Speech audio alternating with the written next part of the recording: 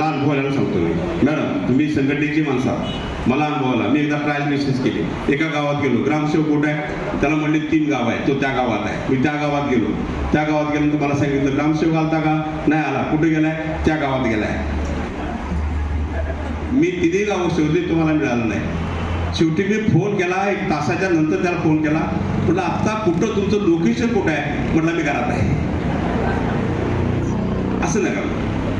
आपण जो पगार घेतो त्या पगाराचं आपण काम केलं पाहिजे, कारण नीतीचा नियम आहे, बरोबर ना. रोजीरोटीची बेमानी करायची नाही आपण. त्या दृष्टिकोनातून आपण रोजीची बेमानी न करता आपण काम करायला पाहिजे. जनतेची सेवा त्यात होत्या, पगार देऊन सेवा करायला होती आपण. त्यामुळं सेवा करणं, जनतेची सेवा करणं, त्यात पुण्य बांधणं. एखाद्या गरिबाचं काम दिवसात 1 झालं तर ते पुण्य मोठं झालं. एखादा जर वंचित असेल, हात एखादा धाकला असेल किंवा काय असेल, त्याला तक्रार, मला वाटतं नोंदणीचे प्रकरण असतात, बाकीचे प्रकरण खूप असतात, वर्षानुवर्षी पडलेले आहेत.